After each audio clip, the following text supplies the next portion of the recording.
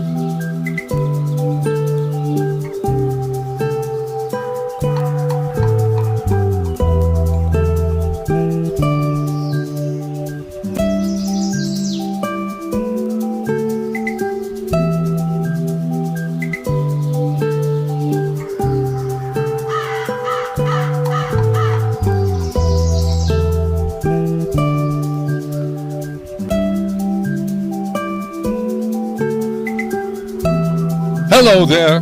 Oh my gosh, I didn't mean to speak so loudly. That's yeah. Okay. I'm gonna. What's that? Speak softly and carry a big stick. Right. I'm carrying a big stick, and I'm. Where's the stick? Softly. You got a stick? No, I don't have a stick. Maybe not. I know. No, I don't have a stick. All right. That's George. By George, everyone. He's a regular now on my show. Thank God. He's always there when I need him, and also when you need him or whatever. George Delisle is my guest today. I have spent more time in this studio in the last month. Really? I did your show not long ago. Right. I did Superintendent Spotlight last week, and I'm back. Mm-hmm. Like, I don't know. We'll set you up a cot in the other room. Yeah, thanks. Voice is not the voice of God. It's Peter. Am I looking at the right camera? You're looking straight ahead. All right, and then we're moving over here a little later. All right. I have no idea. You look out straight there at the front. Right there. Yeah, there's Hello. your wife Gina right there. Oh, okay. Yeah. So you've been here at the radio station and the TV station, WSFD. If you say so. No, Yeah, you got it correct, WSFD. WSFD. Yeah. When you were on WCPC as well, it's still in operation, WCPC? Yes, Bob. Yeah, okay. Okay, but is that, who does that belong to? They both belong to the people. city. Okay, Oh, just checking. okay. So what's the difference between WCPC? CPC is a cable access channel. Mm-hmm. Westfield Community Programming. Mm-hmm. And Westfield Community Radio is WSFD. Uh-huh. That's an over-the-air broadcast station.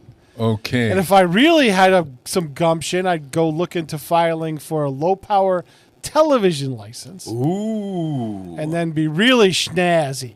Oh, my gosh. But I don't think there's a filing period for that. And how much work would that require on your part? Too much. Yeah, that's what I kind of thought. And I'm wondering... And it's really not worth it at this point because you can get better distribution, honestly, on YouTube or Vimeo or whatever. Yeah. Really? Yeah. And would it be something like one of those dusk to dawn TV stations like we used to have?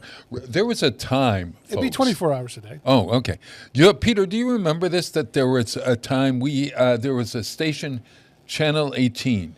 Channel 18 out of Hartford. Out of Hartford. Yeah, it's religious. WHCP. No. This was not religious at all. No, it was an independent, non-network affiliated local Hartford channel.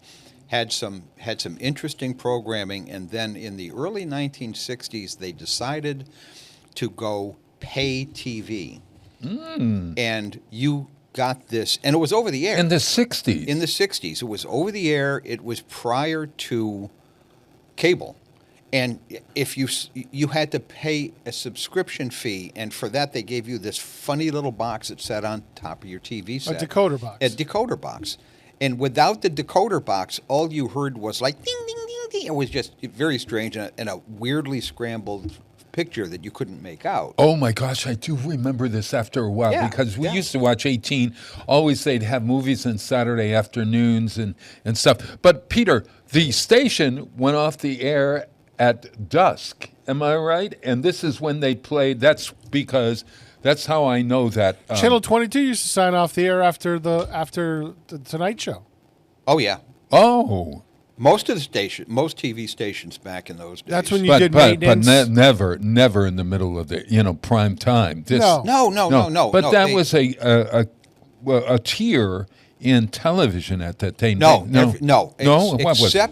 Except for, and I'm not even going to swear to this, except for like the real big city stations. It didn't make sense for them to be on the air overnight because, frankly, nobody was watching. Yeah. And there was no overnight network programming that they could pick up to just throw on there. Right. So, usually after the 11 o'clock news, Late Show, the Tonight after Show. the Late Show, Yeah. they'd sign off. This was the We used NBC, to- CBS, and all that sort of stuff. We yeah. used to, when I first was working at Continental Cablevision, Oh, We there's had a a- name from the past. we had a deal with Sports Channel New England to have the AHL Game of the Week. So myself and the producer would go up to Channel 22 to dub our tapes Yeah. from 3/4 inch tape to 1 inch tape so that Sports Channel New England could air the show. Okay. And we would do it when 22 signed off the air. They let us, as a gratis thing, to dub our stuff up there. So we'd go up there at like 1 o'clock in the morning on a Saturday or a Sunday night Yeah. and just sit there and do, real-time dubs and then get the stuff shipped off the next morning so that Sports Channel could do the AHL hockey game of the week. So what time did stations then, was it sunrise semester? Usually Or five. sunrise- Usually, most of the stations, at least in this region, would sign on, I believe, at 5 a.m. Yeah. And there was a And they sunrise. play- and And it was before the rise of the infomercial. Oh yeah, Because the yeah, infomercial Oh. is what pushed them to go all night. Oh, yeah. Right. But sunrise semester was you could take a college course from 6:30 or 5:30 to Yeah, 7 right. in the morning.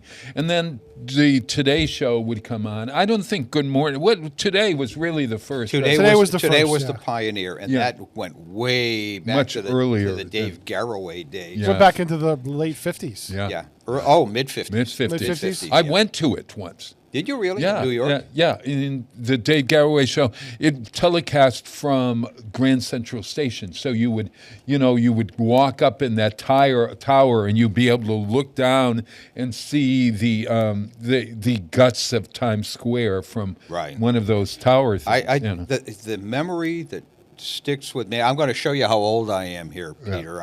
The memory He doesn't. have of, Dave Garroway, Pete, right? I've seen video of them, yeah. Oh, Yeah. okay. Sorry, Kinescope. Kinnis. Oh, very good. Very yeah, good. Yeah. Dave Garroway was the host of the original Today Show, Right. and it was like, when I was a kid, this was must watch. Oh, man. Before I watched Captain Kangaroo, but Yeah. it's okay. Yeah.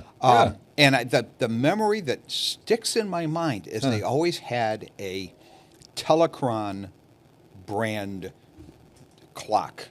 A Telechron right on the- right at electric- the back. right at the back of the room, And it would and say- they would yeah. they'd zoom it. They do a zoomed in shot on that clock every once in a while when they were doing a time check. And I don't think it had an hour hand. I don't know, but I think, didn't they have like 4 clocks China Yes. to different Yeah, times yeah. of the world or Right. something behind it? Yeah. And he was an unlikely television star because he had glasses and was not a... And a bow tie. And a bow tie. And was not... He kind of looked like a nerd in a way. Remember, Dave? I do. Yeah. And But he was the guy was a perfect host for the show. Perfect. Absolutely host. Sure. phenomenal. He must have come from radio because that's where all our early television folks came from, right? A lot of early television journalist types came from newspapers. Oh. Well, like Hundley, Brinkley, and No, but maybe. but Cronkite did. Oh. Cronkite had a newspaper background. I believe. Well, there were others, especially the CBS News bunch, Sure. and Cronkite probably had a lot to do with that. So speaking of that, so if you're a news broadcaster on television, somebody told me that there were two kinds of, well, maybe there are three kinds, maybe there are four kinds now, or maybe 10, I don't know. But the idea was you're either a newsreader or a newsman. Well, never. What's the difference between never having newsreader and newscaster? Well, never having worked in television. I know, yes. But You're my pulse They of all hired- things electric. as the medium developed, it became they were looking for pretty people to be on television. Yeah. So if you had a good voice Yeah. and you looked great on TV and you could read a news story with some believability, Right. you're in. You got the job.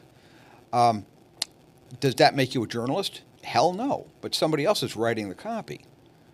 So lots of guys behind the scenes, and again, this is the old days. Right.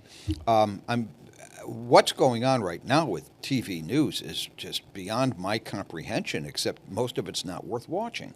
Oh yeah, yeah. Well, it's so funny because you automatically look at who's reading the news, and I begin to think: do they have a grasp of the news, or do they have their own thought? And I've divided. Do they look at the copy before they read it? Is the big question. my Well, gosh. there's that. Because yeah. I've seen plenty of videos where people have substituted copy as a joke and they just keep reading. Oh yeah, yeah. Instead of Yeah. getting a wait, what? Yeah, We call those people hairdos. Yeah, my that's so true, so true. Both male and female. Yeah, yeah. We call them hairdos. I've met both kinds here. Yes. In the valley. Right, I And remember. I'm not going to name a lot of names, but I Right. have met at least one young lady who was at Western Mass News. Western Mass. And she has departed. She's moved Yeah. on to greener pastures. Right. And I thought for sure she was a hairdo. Oh, And then I met her in the context of her doing a news story and Yeah. found out I could not have been more wrong. oh, She was sure. professional. She was knowledgeable. She Crombie. had done her research in advance. I was like, okay. Yeah, yeah. And that's the kind of people who come into a market like Springfield, and they're here for 6 months, and they are out the door as Yeah, fast they're- as they can. Is that and they're a- in for one contract, usually. Yes. Yeah. There's no money here. Well, Oh, no, so here's do you the think thing. that's it? Well, tell us. Pete. This market is uniquely positioned to be a stepping stone market. Because usually right out of college you get a small market job, so anywhere from 200 to 150 market size. Yeah. Then you move up to mid-market, which is where Springfield is. Used to be market 102. I think it's 120 now. Uh-huh. But the problem with the Springfield is because even though it's a small market per se, it is uniquely geographically positioned to be within reach of bigger markets like Albany, Boston, Where you Hartford, make your marks New so York. people can see you. Yeah. Right, and it's in a exactly. perfect jumping off point to all of those markets. Even Hartford. I mean, Hartford's top 25. From here to Hartford is a huge jump. Yeah, it's Yeah. like 50 markets. Yeah. Oh, I wonder oftentimes because there are folks who have been there, usually weathermen or whatever that stay, but the shifting news people, okay, are so they look like my great grandchildren or something. Well, Yeah. And they are, and you put a suit and a tie on them, and suddenly they're. Well, Bob, they're- let's face it. Nobody wants to look at us. Come on. Hi, it's the Rude. Is there- geriatric is- hour. is- Well, and you're lucky. Yeah, what you really. want, what you really Yeah. want, is one anchor, either male or female, that people trust to kind of shepherd all of the staff. Yeah. That's what you really need, and both stations pretty much. Oh, look, in my your era, who was it? in my era, We had Dave and Ray and we stuff had- like We had that. Keith Silver. Yeah, We had Keith at Channel 22, and Keith was He was phenomenal. out Yeah, on the Keith was street. phenomenal, Yeah, yeah. he was out on the street, and as well as He in was, the but he was studio. the news director, Yeah. and he knew what he was doing. Yeah. Keith was a legit journalist. Yeah. knew the area, knew the people, knew his Right. job, and an awful lot of young reporters who came through Springfield. Learn from They him. learned from him, and then they moved. Ray on Herschel as is the other expected. one. No, Yeah, well, that Ray. Ray. Now Now when I met Ray, Yeah. Ray and I are about the same age. Ah. So I started I was in the Chicopee Bureau at the Springfield Daily News, and Right. Ray had just started at 40. Right. So we covered a lot of the same stuff. Yeah. Good man. I mean, Oh yeah, good guy. But there's a but scholarship named after him. I now, know. now I was at strangely when we did this Danny Eaton stage at the Majestic Theater a couple of weeks back, and Dave Eaton was the host of this dedication of this stage to our friend Danny Eaton of the Majestic Theater, and Dave used to be he's retired now. Apparently. Semi-retired, because he has like one program or something. I was so surprised first how funny he was. Oh, Dave? Oh, Dave was yeah. awesome. Oh my gosh! And right there with a quip, right there with a, and I wondered whether he was a news reader or a newsman. And His I roots think are he, newsman because he was at HMP. Oh, And he was okay. the news guy at HMP. So he's a radio news director, or Yeah, he ran the news operation at WHMP Okay. way back in the 70s. Sure. And Sure. then he went to Channel 22 after that. And then I worked with him at both 22 and 40. Well, it's interesting when you think of young folks starting off. Do you need that experience in order to be able? Could a young person know what was happening in the world today without having? They think they do. Yeah. Oh well, yeah, yeah, yeah. there's a huge difference in focus between somebody at a national news outlet Mm-hmm. and somebody doing local. Big difference. Oh, okay. Oh, if I'm a young person, just got my journalism degree, maybe Right. got probably have a minor in bachelor's. communications, Yeah. something like that. Right. You have to have communication. So I have some knowledge. Well, you don't have to. You can. That's a thing that people can and still do learn on the job. Yeah. To wit, right here, sitting right here. But there you go. Yeah. I'm still learning on the Yeah, job. I yeah. have no idea what I'm doing. But Yeah, yeah. be that as it may, a young person with some political science savvy, some communication savvy, with a degree in journalism, knows how to write, knows how to present a story in such a way as to be believable. Right. That person can come into a local scene and get acclimated pretty quickly if they've got somebody who knows the ropes saying you need to talk to this guy and you need to talk to this guy and I'll introduce you to the police chief and the mayor is over here. So you have a relationship with the Right, key players in the town. And that's crucial. You need that relationship Yeah. or you're going nowhere. yeah. Now, one of the things that really disturbs me when I see Western Mass News these days is it's clear they're not building those relationships. That they're only here for 6 months, Right, but you know it's they're like- giving Yeah, birth but- in the but back it's room. not No, but even when that. over and It's over the and over. producers and the assignment yeah. desk and the news I- director. Oh, I'm We not- reached out to the Munson Police Department for comment, and they didn't get back to us. Over and over and over and over again. Yeah. This terrible thing happened, and we reached out to the something police department or the something fire department or city hall, and we're still waiting to hear back. So that was a phone call But the rather other than a problem knock on the door, right? You would be out there. Listen, back in the day with the Springfield Daily News and Right. Springfield Union, Yeah. trust me, when we called the police department, they answered the first time. Oh. Because they were terrified of what might happen if they didn't. But the other problem too is they don't have the staff to, the staff has they do not. The They do staff not. has shrunk so much from even when I worked there. Yeah. Well, that if they you don't notice- have the bodies to keep West- calling. They make one shot and that's it. Western Mass News is closed on the weekend. It's What do you- closed. What do you mean closed? They're not there. Yeah. There's no newscast on Saturday or Sunday. There is nothing. They don't. They have don't even do the news- morning no. news anymore? Nothing. They're not there. I thought they did morning news on Saturdays and They- Sundays. They might, but I. Well, they're dependent on the national news or they just don't or do anything. NEPM or whatever. What if us poor folks who want to know where the the You party. have to go to the other guys. Yeah. You'll have to go right directly to Yeah, the you go internet. to the competition. Oh, Oh, what competition? Channel 22? That's Yeah. basically it. Yeah. and aren't You're not going to get it out of the Western newspaper. well, Western Massachusetts, the CW and Channel 22 are the Okay, same in our neck of the woods. For those out in Wisconsin or the hinterlands, we have a interesting situation where the news is telecast on one channel and the same news is telecast on another channel. Or Is that- Because- 2 or 3. Yeah, because two, one three. company owns all the affiliates. oh, And they're all housed, and they consolidate all those operations into one master control and things like that. So 22's building yeah. is the master Beautiful. control for 6 television stations, including one that is a satellite service to Puerto Rico. You're kidding me. I had no idea when Channel I go 8 New Haven is run out of Chicopee. No, really? Yes. Really? Yes. I didn't know that one. When Dave Cody built that building, Right. he had all the major carriers for fiber run into that building.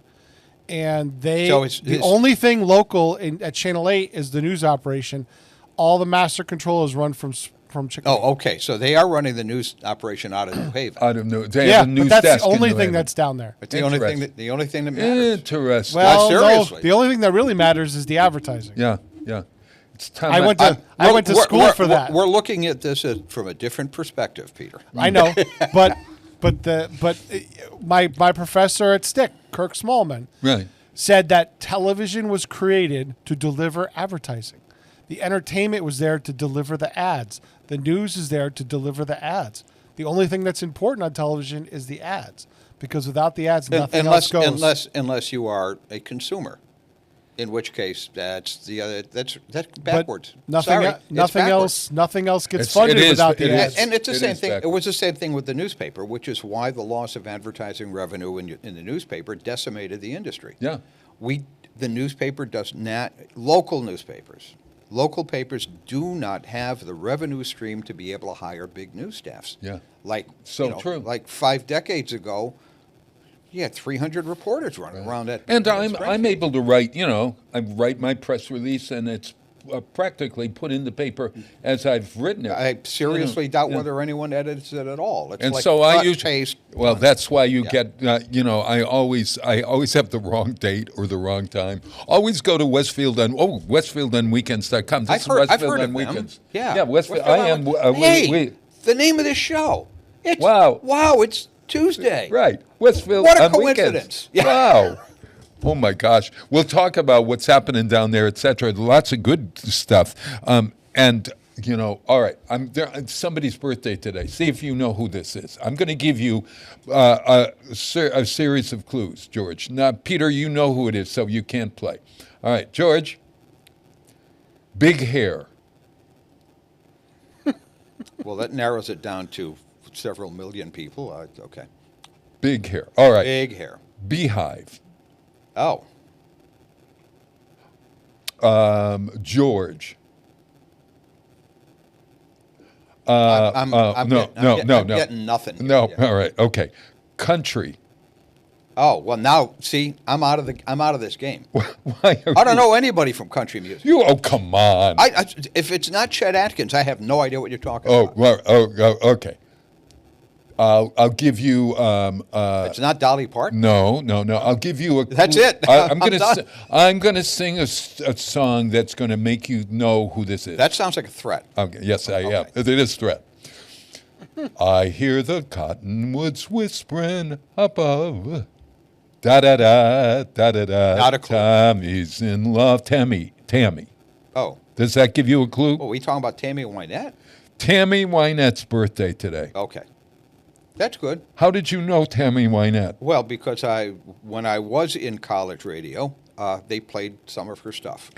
And so, can you name a big hit by Tammy Wynette? Absolutely not. No. Peter, can you name a big hit? Not the one that I'm playing, but some other hit. Was by, it Coal Miner's Daughter? No, that's Loretta Lynn. That's Loretta yeah. Lynn. Okay. That's Loretta Lynn. You got to think of And her. the thing is, I should be able to think of Tammy Wynette. I know she had a big hit somewhere between Big. Probably around 1970. Yeah. But and I don't escaping. know whether the Me Too movement would like the first song that she did. She had a tortured relationship with George Strait. George Strait was her husband. Well, again. Yeah. Do you remember George Strait? Well outside my field. Stand by your what? Oh, God, that one. Stand by your man. Yeah, and then when they were having difficulty, she wrote the DIVORCE. Do you remember that one? There you go. There we go. And you could follow her relationship through her that. And then you could follow her getting rid of the beehive and becoming her own woman. Okay. Yeah. And so this is one of her big hits. She's dead, incidentally. I'm sorry. Sorry to say. I seem to. Do you know when she died? Oh, offhand? Ballpark? Oh, What maybe decade? 2 years ago, 3 years ago. Peter, do you maybe know? I can't remember now. Yeah, I mean, look it up for us. I thought it if was you could. relatively recent. Relatively You would recent. think you'd have this in his notes if he's I playing the would, song. yeah. Well, I had it, but you know what? I have a problem with my computer. I did. I see you don't have it with you. Well, it's right in the bag there. But somehow or other, She died in 1998. Whoa. Oh my God, that's a long time ago. Gee, God, it's a lot of water over that dam. So relatively recent. Over that beehive. Under 30 years? Just barely? Yeah. Okay. So I wasn't going to play DOIVORCE or Stand By Your Man. Stand By Your Man. It sounds so awful. Although, he needs your love.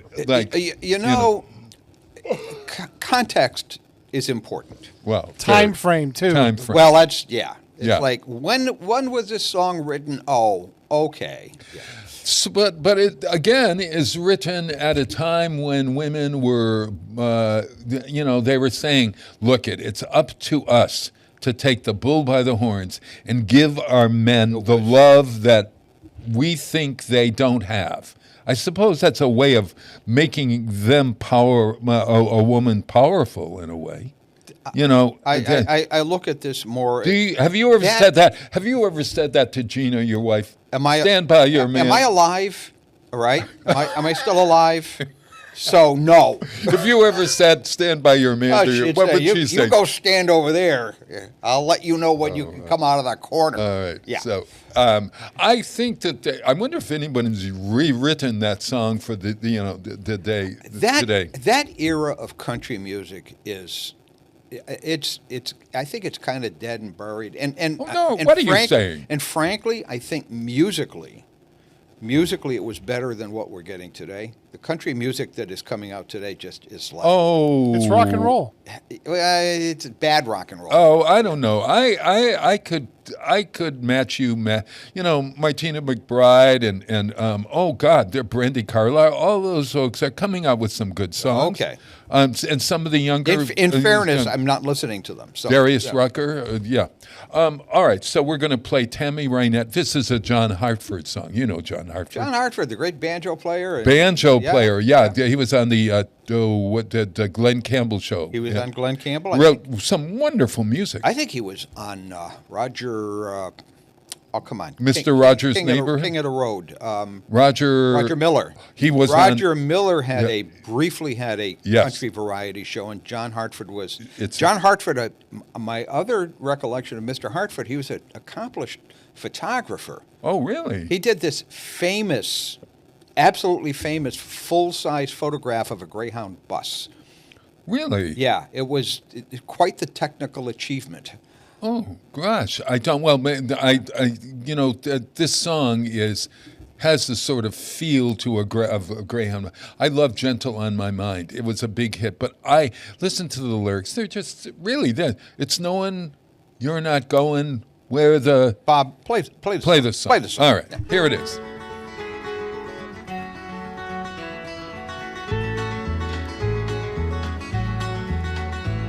It's knowing you don't try to buy my freedom with some promise made of gold. That for you my door stays open and our love becomes a simple two-way street. And it's knowing we're not shackled by forgotten words and bonds, and the ink stains that have dried on some line. That keeps you on the back roads by the rivers of my memory, that keeps you ever gentle on my mind. It's not clinging to the rocks and ivy planted on some column now that binds us, or something that somebody said cause they thought we fit together walking. It's just knowing that the world will not be cursing or forgiving when I'm drifting through the marketplace and find that you're moving on the back roads by the rivers of my memory, and for hours you're just gentle on my mind.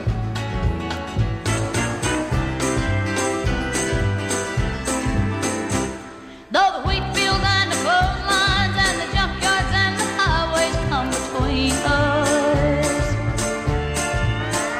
and some other woman crying to her mother 'cause she turned and you were gone, I still might walk for hours, tears of joy might stain my face, and the summer sun might burn me till I'm blind, but not where I cannot see you moving on the back roads by the rivers flowing gentle on my mind.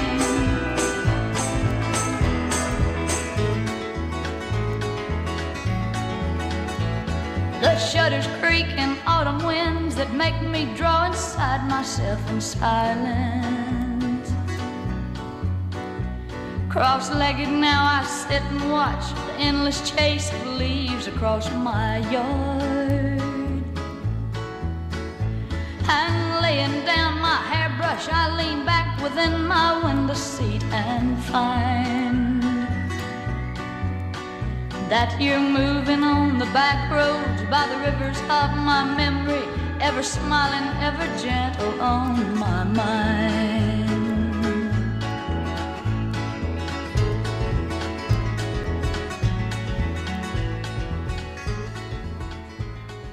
Support for community programming provided by Betts Plumbing and Heating Supply Company, an independent, family-owned wholesaler serving Westfield for over 50 years, specializing in plumbing, heating, and industrial piping supplies.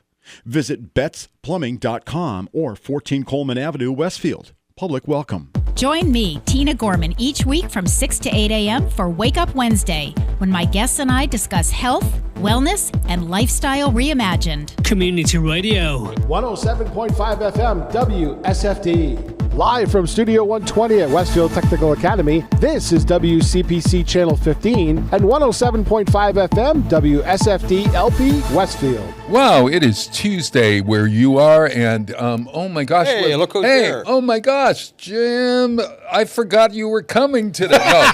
No. Luckily, your producer didn't. Oh my gosh. I didn't forget. I'm prepared, and you're not prepared for me, I guess. Oh, no, I'm prepared. Don't feel bad. Bob's never prepared. Oh, It's okay.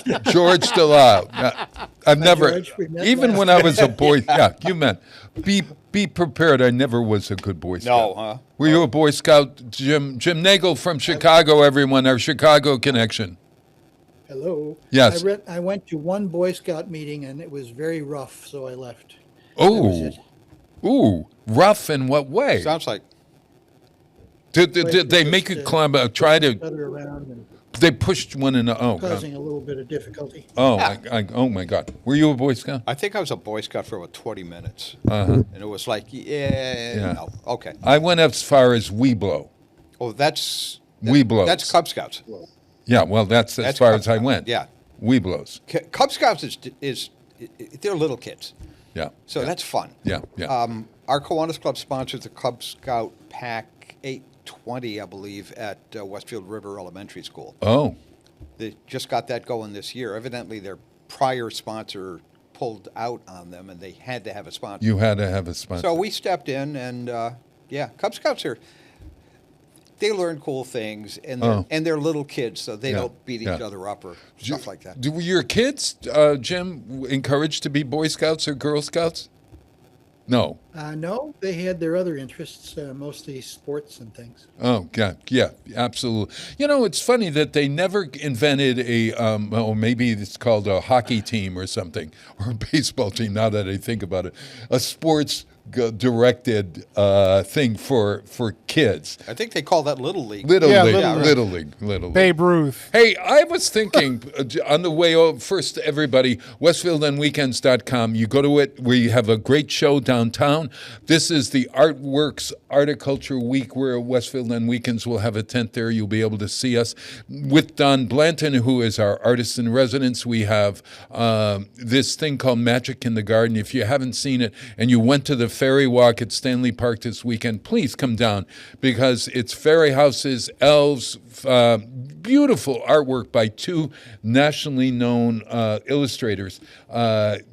Let's see if I can remember. Linda Graves and Gary A. Lippincott. And everyone that sees this show says, wow. Now, where is it? It's at 105 Elm Street, the It's Wow at Center. 105 Elm Street. Oh. All right. Now, Jim, I was driving into the studio, and all of a sudden they said, Chicago. Jim is my Chicago connection, right out here.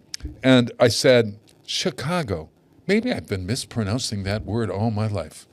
Chicago. Should it be Chicago? What is the correct? What? No, I don't know. What? How does Chicago? Huh? It's soft C. Chicago. Chicago. The second C is. You trying to start a new thing here? Well, no, but I wondered where that name came from first. It came from the Indians who previously occupied the territory. There are a couple of different translations, but the one that seems to lead the pack is stinking onions. I like it. I like it. It was a field of stinking onions. Well, it was a swamp basically, Oh, where the Illinois, where the river kind of hooked into the lake. yeah. It was very swampy, and eventually, of course, got built up. But the Indians called it that area that, and it caught on. So many place names, Yeah. are especially out in Massachusetts. You know very well. I mean, Oh, sure. Massachusetts itself is an Indian name, I believe. Yeah, And, but we have things like Chickamauga or whatever. So Chicago would be. Is there any? Chickamauga is in Georgia. Oh, wow. Was that? Oh, yeah. Oh, wait. Well, there are other names that what I'm saying is that the Indian pronunciation of CHI in many places is Chia. So can you name another Chia in the Chicago region? Well, it was softened. Maybe the French did it. I don't know, but they were the next group to come through. I think from now on we call it Shikopee. Chico. What do you think? Shikopee. Yeah, Shikopee. Right. Have you ever Chicopee instead of Chicopee? There's Yeah. one of the towns close to here is Chicopee, and that is also a Native American derivation. But there's an old Chicopee Falls is famous, I think, all around the world as the home of Bob Plass, I believe. something like that. How does he know that? Oh my God! How does he know it? I went to school with you, remember? That's right. Oh my God! There's an old story, and I'm sure it's apocryphal, but when I was a young reporter in Chicopee, and somebody said, you want to know why there are so many Polish folks living in Chicopee? And I said, well, okay, go ahead. Well, they got off the boat in Boston, and they got on the train, and they thought they were going to Chicago, but they couldn't. Dear. Yeah, and then they heard Chicopee, and they said, this seems far enough, and got off the must be train. it. Yeah, I kind of doubt the authenticity, but it's still a good story. And they were probably saying Chicago, not Chicago. I'm going to be the only one in America that's going to pronounce Chicago like that. Okay. I'm going to start a fad. We're going to start this. I'm sure you're going to find someone in Chicopee who's Chicago. going to agree with you. Chicago. I'm going to use that and see if anyone corrects me. Chicago. No. Okay. So, but yeah, and you're how do you tell a Chicagoan accent, Jim? Well, there are several different accents of people who live in Chicago. That's part of the confusion, I think. Oh, I think the standard speaker in Chicago sounds like I do. We say I bought some bread instead of bought, and Bought. we Yeah. we go to the park instead of the park and things like that. But there's also the what you call the Mayor Daley accent. What my parents used to call the Deezers and Dozers, who would take the th at the beginning of a word and make it a d, which is very common in Ireland. Yeah. Yes. Oh, yeah. And so the Dailies and others who were Irish roots would say, "These are the people that we have to defend here in Chicago." Oh, there it is. Did you hear that? Chicago. Chicago. So I did that for your benefit. Oh, you did. Even the D's and those people say Chicago, right? Okay. Yeah. Only would say- this time. Yeah. Yeah. Just I just some of us, there's like every place else. I guess there are rivalries in Chicago. It's the North Siders versus the South Siders, and the West Siders, and so on. Sure. We don't have a big East Side, so they kind of fall Your out. your newscasters, interestingly enough, for me, are we were talking. George and I were talking earlier about newscasters versus news readers, and the idea that we have a television station that has this influx of young talent that goes in and goes out. Are there institutions that are people who are how do I say this? People who are institutionalized, Bob, is that no? That are reading the us. news? Yep. That are reading the news in Chicago? No, Oh, but are there there's still? been- There have been over the years. There's a younger crop now, so we don't see quite as many. Lester Holt originally came from. I don't know if he came from Chicago, but Right. he made his bones here in Chicago and then moved to the national level. Now retired Sure, or semi-retired. right. Probably the most long lasting that people remember, although he's now retired also, is Tom Skilling, who was the weatherman and brother of the Skilling who gave us the Enron crisis. Okay. That's Skilling. Our Skilling was the good brother. He delivered the weather for 56 years or something like that. Oh, interesting. But I grew any- up being told that if you wanted to make it in broadcast news, that Midwestern Chicago, Iowa accent, that's what you had to master. Well, I was told that anybody pretty from much standard. Springfield over or from West Springfield over on the west side or the east side to be the west side, if you were born on the west side of the Connecticut River, you had by nature a newscaster's accent. I don't know if that's true or not. American.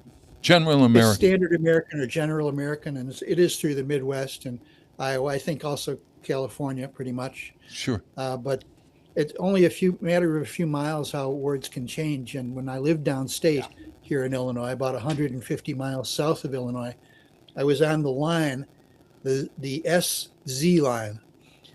So if you were going to fry some food and you wanted to prepare the pan for it, what would you use? Spam. No, spam. Spam. No. If you were going to fry, you were use. Well, I'm looking for grease, actually. Oh, the word grease. Grease, yeah. And now, if you said that, you'd say the pan was what? Greased. Greased, yeah. How about if you added a Y on the end of grease? Oh, it's greasy. Oh, we never say. I never say greasy. That pan is greasy. No, it's grease. So at some Greasy. point, so on the other side of that line, it's greasy. It's greasy, yeah. Okay. And a lot of the people in Danville, where I lived, would say greasy. So we were right on the line. Okay. Those of us from the north said greasy, and those of us from that line south say greasy. What's the polite way of? Was there a judgmental kind of thing going on with a polite way that no, you say this or you ever I hear that all the time. And oh my gosh, Sure.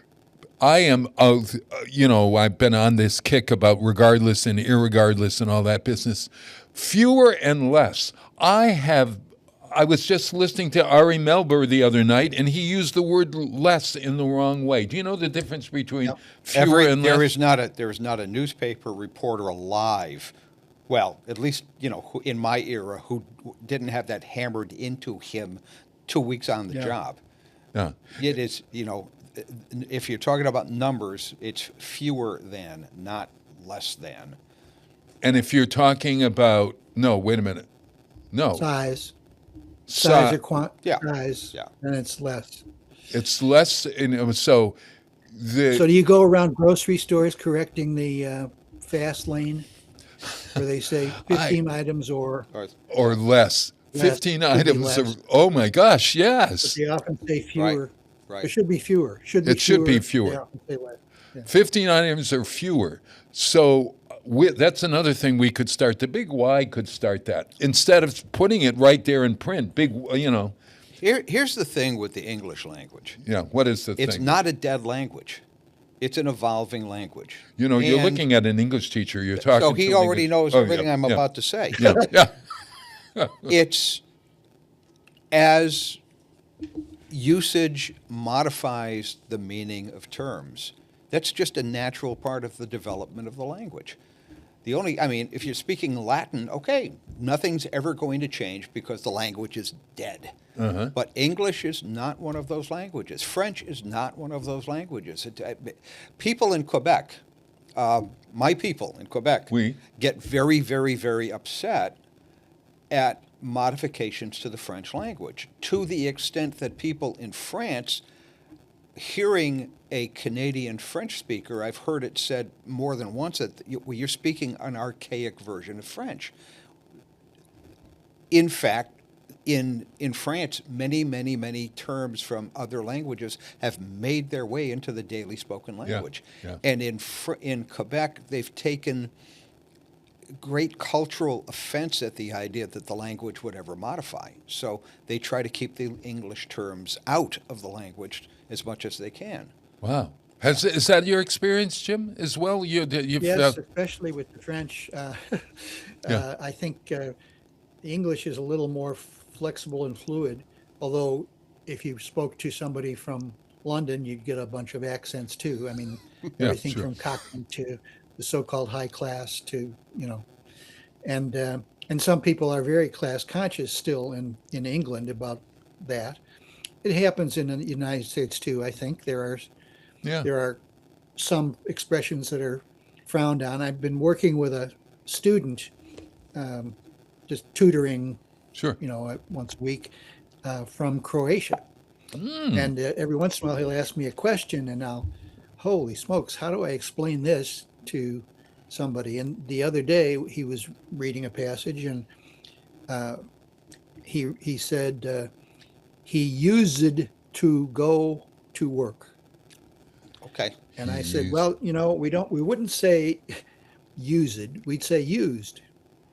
Okay, he used to go to work. I said, come to think of it, you don't really say that either. So we ended up deciding to drop the D in used and used and just say used to, which is very common. And where does that T sound belong? Used to. Well, Yeah. Does it belong with the U or no? It belongs with the used to. But we Used to. say Don't it. we say used to? Used to is just And- one well, word. nobody enunciates both words in that phrase. Yeah, I that's right. used to go. The D and the T merge. It's kind of an elision Yeah. that just in verbal English Yeah. doesn't work, which was why when I was teaching composition, especially to students whose language was primarily verbal and were a little less used to writing, that they would Oh gosh. they would often drop the D entirely on the page, so they just write USE Yeah. TO, and Yeah. we'd have to, oh no, that's not correct. Yeah. And so we end up with that problem in English, and I suppose most languages, that our orthography and our vernacular speech doesn't always match. And we It's so funny because there has been that great attempt to normalize speech that is a little bit more of the street or whatever, rather than that of the scholar. And I wonder. I mean, it's sort of a class thing in a way, isn't it, Jim? That Well, it has to do with class sometimes, but it also has to do with race. It has to do with second language speakers. There are a number of things that enter into it. I was when I taught at Chicago State University, predominantly African American institution. We talked about it often because that notion of becoming multi-dialectical or bi-dialectical, so that you could present yourself in everyday life as speaking the standard, while not denigrating your home language, or motherese, as they call it. Yeah. There are certain expressions that I've picked up. Officially, you'd say, "I am going to go to school." I am going to go to school. Yeah. Right? Yeah. That's the standard. Yeah. How about I'm a go to school? I'm a go to school. I'm a go to school.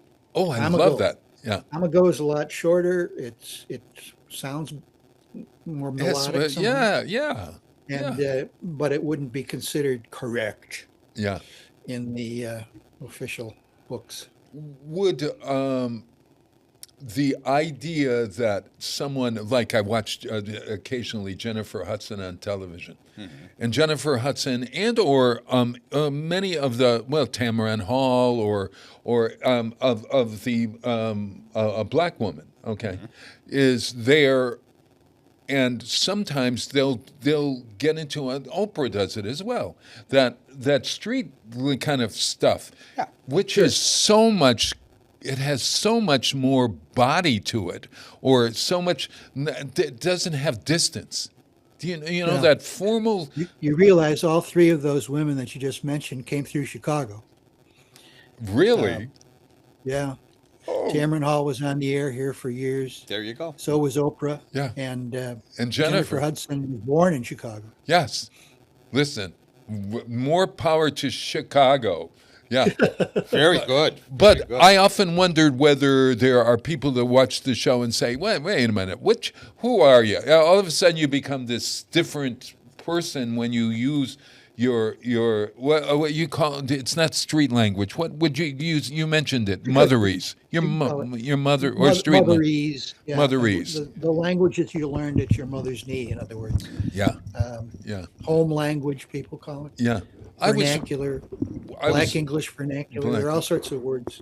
They are much more resonant than oftentimes they express feeling differently and maybe more to the point than not, right? Yeah. I think for all of us, that the language you learned at home, right, in your neighborhood as a kid, that's not Isaac Asimov. Robert Heinlein, the science fiction writer, always referred to that as your milk language. Your milk language. Yeah, that was his term for your original language that you learned at home. At your mother's knee, at your mother's breast, I guess. And I think, look, if I get into a room with a bunch of folks from, French Canadians from Rhode Island, right, I can slip back into that accent in about 30 seconds. Because all of us, we talk like we just got off the boat from Canada, And you're saying you're going to like Celine Dion there. Yeah. Celine, she is a lovely girl. She is wonderful. Yeah. This is what I grew up around. Mom and Dad were both from Pawtucket, Rhode Island. They were both raised in that milieu. Mom never lost it. Yeah. Dad got into management and learned very, very early on that he needed to cultivate a not Rhode Island. He had to lose the French Canadian accent. Lose it because you're in which was funny because he spoke much better French than my mother. Uh-huh. But Dad Dad was able to. Dad was very professional. He was a manager for the RCA service company, Yeah. and a big part of his job was sales. Yeah. So he didn't want to. I know my dad. He didn't want to look like a hick. Oh, jeez. So he worked hard to not sound like what he perceived as a hick. Yeah. My father was a man who I never really could say had an I mean, he had his French accent, but there was, again, he must have worked at it because he did not have the Canadian, he didn't do Celine Dion. I still had a lot of it when I got to Graham Junior College in 1969. And I found out early on, very quickly from my classmates, Yeah. wow, you talk funny. Right. I do? Oh. I thought you talked funny. Wow. Right. 'Cause Well, you yeah, you it's don't funny hear it. when You don't hear it. we had in our class, Jim. We had a lot of Long Islanders or New York folks, and I can remember hearing lots of. Well, Boston. Oh, there were some folks who had that Boston, yeah, or Roxbury. No, not, there was a certain thing. But we had teachers who were scholarly and they didn't have that accent. But do you remember, I mean, like, was there somebody that you remember from school whose accent was most defined, who you would say never lost their accent and really, please, help me. Well, I was pretty alert to the New England accent too, coming from Chicago. And in fact, I don't know if you were in this class, Bob, but one of the most impressive teachers at school at the time was Leon Lewis, who did the history of Leon English. Lewis. Oh my gosh, my favorite teacher of all time, history of English. Yeah, Oh, okay. yeah. Oh my And, God, he was He fabulous. asked me to stand up at one point during the semester, and he gave me a list of words to pronounce.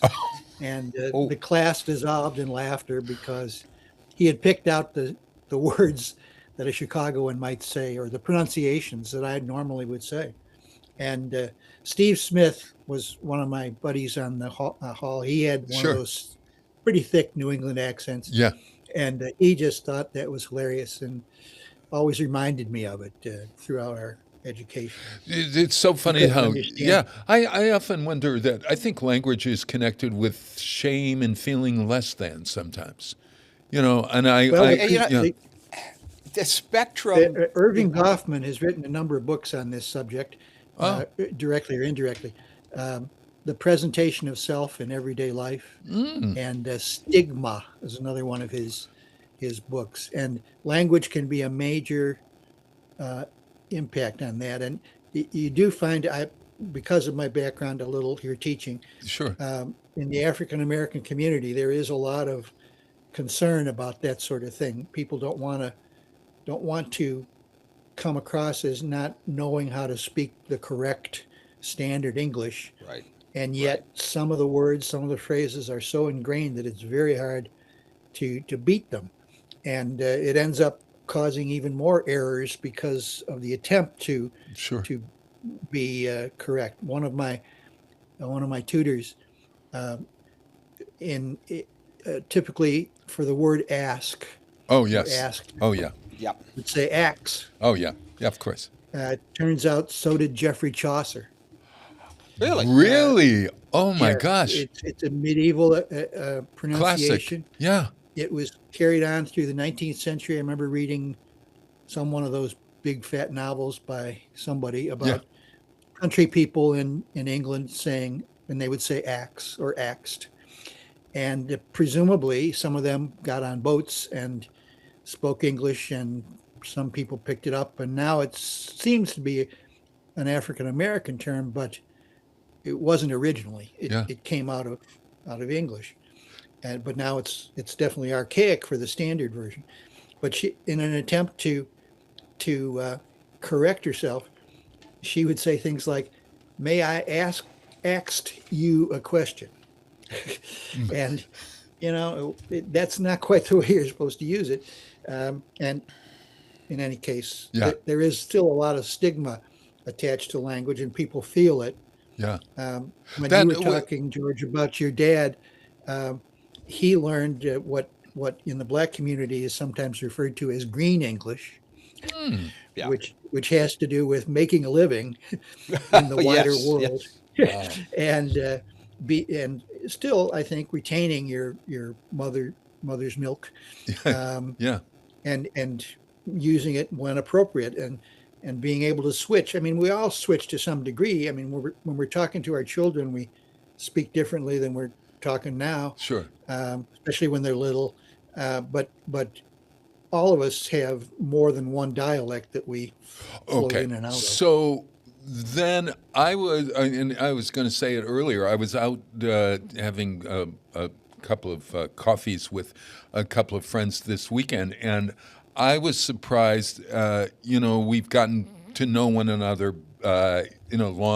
We've gotten back to knowing one another. Yeah. We were separated for a long while, not for any reason other than age and lifestyle or whatever, and not so. I was surprised at the number of F bombs that were dropped. And I think that's a product of our Another times. feature of modern language, yes. modern language seems to have put the F bomb into our language in a way that is really surprising, because this was an educated person that I was talking to, and then here goes, well, I watch the news now, and every other words have lost value. the power of that. It's desensitized Yeah. to the word. Yeah. led by the President of the United States. Oh my gosh, yes. What does that word belong in dialogue? I mean, like, am I being judgmental? Where does it belong now? And does it? Well, it's Has still one it- of the 7 words you can't say on television. Remember? Carlin, Mr. sure, Carlin. sure. But I think it is increasingly part of our everyday speech. Mm-hmm. I guess you wouldn't go into a Catholic grade school and say, "How the fuck are you?" You know, it'd be yes. Did I just violate a? I'm not sure. No, Bob's Did we- Bob's Catholic school reflects it. So 1 hour, 1 minute in, I'll have to bleep it. Jim, you were bleeped on television. Because this is going to go out over the FCC airwaves. So. Oh my gosh. Uh-oh. Okay. Yeah, All but right. it's a no. But there's a really interesting thing that the government, your free speech allows you to use the word. I heard a thing this week. You're allowed to use that word, the F bomb. Yeah. And there's no law that says you can't use it on FC in the world.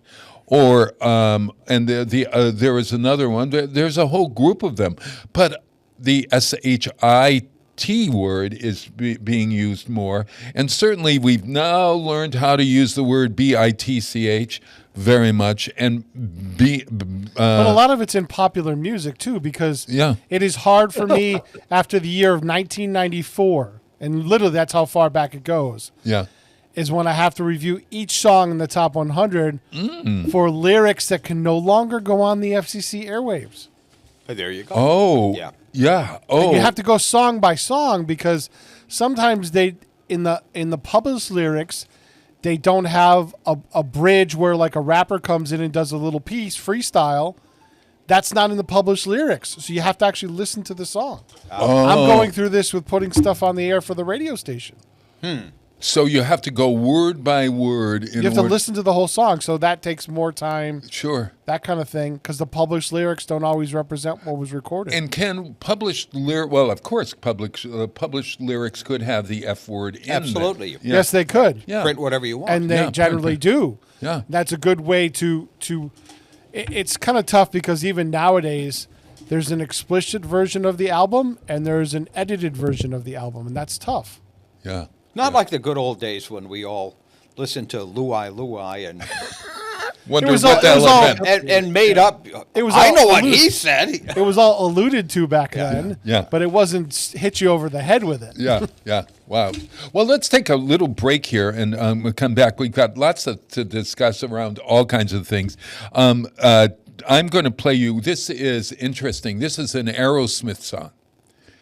Did you know that Aerosmith and who are the guys in Aerosmith? I always Steven get Tyler. Steven Tyler's Steven the only one I Tyler. could name. This alludes to certain things too. Oh, the song. Well, interestingly enough, this is Scott Bradley and Postmodern Jukebox, and I think Scott even might be from Chicago. Scott Bradley is what he does. He takes. Have you heard of him, Jim? At all? No, I don't. Scott Bradley with an EE rather than an EY. Scott Bradley and Postmodern Jukebox take music that has been written in the 21st century and big hits that you would not think could be translated into music of the 30s, the 40s, then the 50s, okay, and 60s or adapted. So this is an Aerosmith song adapted as a ragtime. Oh. Okay, yeah.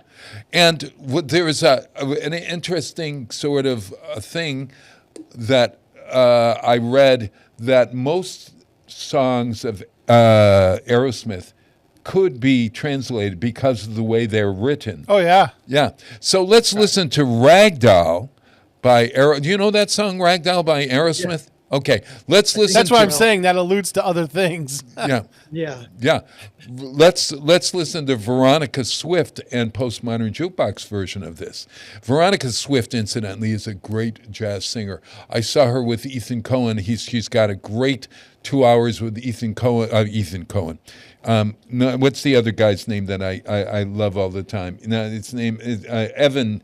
Oh, Jesus. Excuse me, I'm praying. Evan Jesus. Ladies and gentlemen. I can't remember who it is, but listen to Veronica Swift, Postmodern Jukebox. This is Ragdoll. Be right back.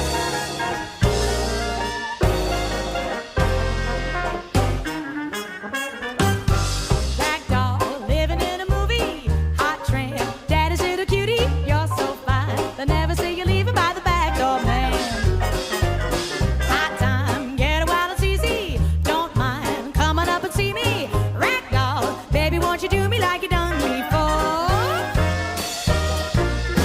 I'm feeling like a bad girl, just like a bad girl. I'm tearing up a rag doll, and baby, that ain't all. Some babies talking real loud, talking all about the old crowd, trying to tell me about an old dream, a new version of the old scene. Speak easy on the grapevine, keep shuffling on the shoe shine. Old Tin Lizzy, do it till you're dizzy. Give it all you got until you put all of your misery. Rag doll, living in a movie, hot tramp, daddy's little cutie. You're so fine, they never see you living by the back door, man. Hot time, get a while it's easy. Don't mind coming up and see me. Rag doll, baby, won't you do me like you done before? Yes, I'm moving, I'm really moving. Get ready for the big time, top dancing on the landmine. Yes, I'm moving, yes, I'm moving. Oh, Tin Lizzy, do it till you're dizzy. Give it all you got until you put out of your misery. Rag doll, living in a movie, hot tramp, daddy's little cutie. You're so fine, they never see you leaving by the back door.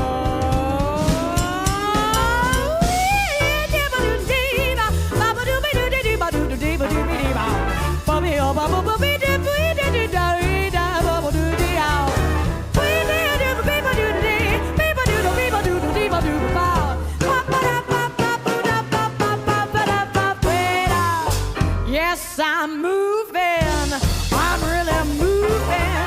I'm ready for the big time, get crazy on moonshine. Yes, I'm moving, yes, I'm moving. Slow gin fizzy, do it till you're dizzy. Give it all you got until you put out of your misery. Ragdoll, living in a movie, hot tramp, daddy's little cutie. You're so fine, they never see you leaving by the back door, man. Hot time, get a while it's easy. Don't mind coming up and see me. Ragdoll, baby, won't you do me like you done before? Ragdoll, baby, won't you do me like you done before? Ragdoll, baby, won't you do me like you done before? Boop beep boop dee bop, ragdoll, Support for the community programming provided by the Dunkin' Donut Shops of Westfield and the Sardinia family. It's nice to know that even as the world changes, Dunkin' Coffee remains the same at 7 convenient locations throughout Westfield. Join us the second Wednesday of every month for Joe Didi's take on, well, everything. Listen to The Joe Didi Show, second Wednesday of every month at 8 a.m. 107.5 FM WSFD. Live from Studio 120 at Westfield Technical Academy, this is WCPC Channel 15 and 107.5 FM WSFD-LP Westfield. Wow, it is Tuesday. It is May 5th. May 5th, Cinco de Mayo Day. We have not... Wow. Happy Cinco de Mayo You didn't bring any margaritas in. What's wrong with you? Oh, I didn't bring in margaritas today. Oh, my gosh. We're taping after school, so we could have got away with it. We could have got... Oh, we could have? Can you bring alcohol into a school? Falling down Afterwards, on yeah. Well. Afterwards. Oh, gosh. Is that where my teacher had a little stash in the desk every time in the afternoon? Bob, were you really that bad of a student? No, I was a great student. Was there a flask in the drawer? Maybe of my teachers, because they probably said, "Oh, stop that guy from talking." I didn't talk much in class. I was until I got to graduate school, and then I got to graduate school when I was 40, Jim. So you weren't a disrupting force in the gas house?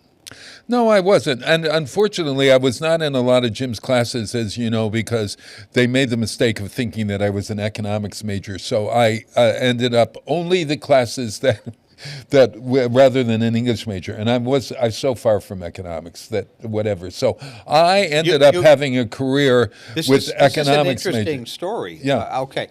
Let me get this straight. You were, in fact, an English major, but you were in economics classes? Yeah, somehow or other they made the mistake.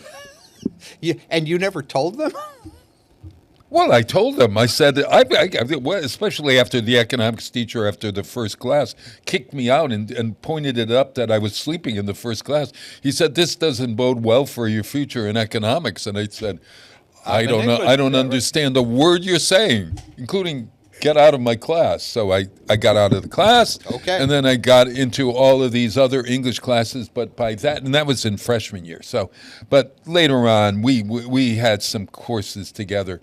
You're talking to a student right here. Jim was the student of students.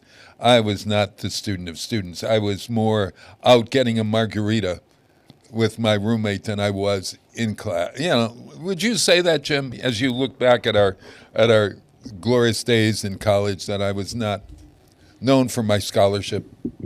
I don't think I was. We never even. Oh, look at that cat! Oh, beautiful. What's her name? This is Daisy. Daisy, look at that! She's looking right at the camera. Everyone, what kind of cat is this?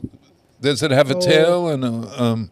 Yeah, of course it has a tail. Well, I don't know. Well, there are some cats that don't have a tail, don't they? I think mixed breed. A mixed breed, yeah. It's a cat.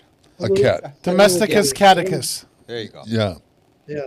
I'm writing words. We're going to do a Westfield End Weekends has an old show that we did, an old gallery show that we did years ago, as we talked about T.S. Eliot's Cats. We did last year, and so we're bringing that maybe to the Majestic Theater this summer. Oh, really? So folks excellent. can see the art and the poetry, and so I have I've started work on 2 new poems that connect the Majestic Theater with T.S. Eliot, and I'm trying my best to not use AI as a source of anything on the poem, so that I can say it's mine.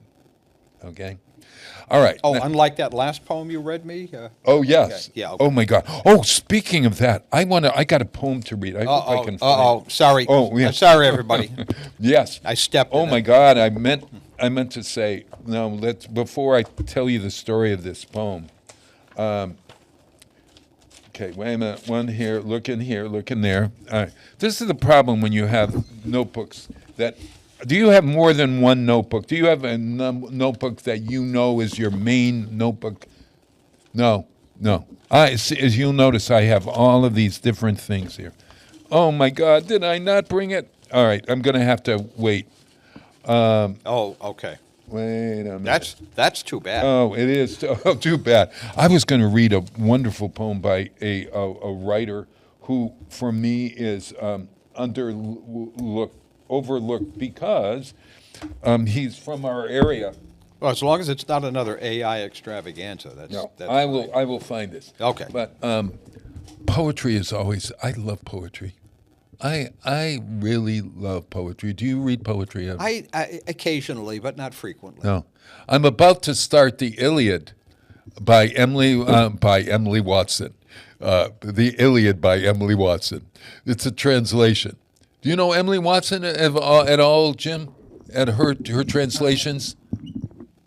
No? Isn't there an actress named Emily Watson?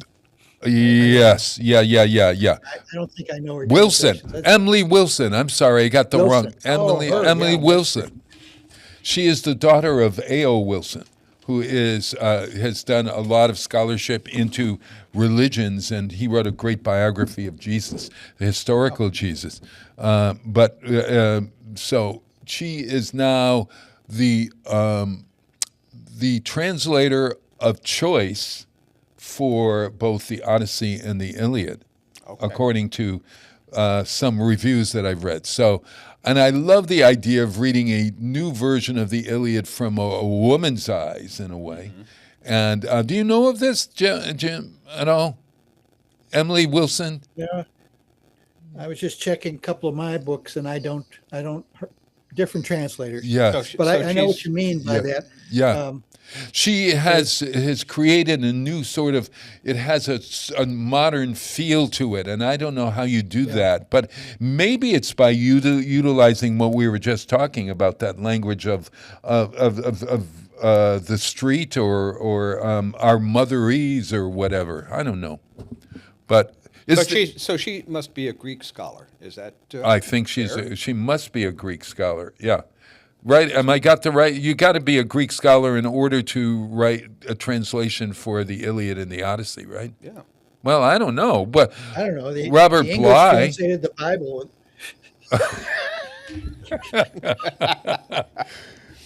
Do you read the Bible at all, Jim? Do you teach the Bible as a? I certainly don't teach the Bible. I'm aware of a number of major passages, but I don't spend time with it.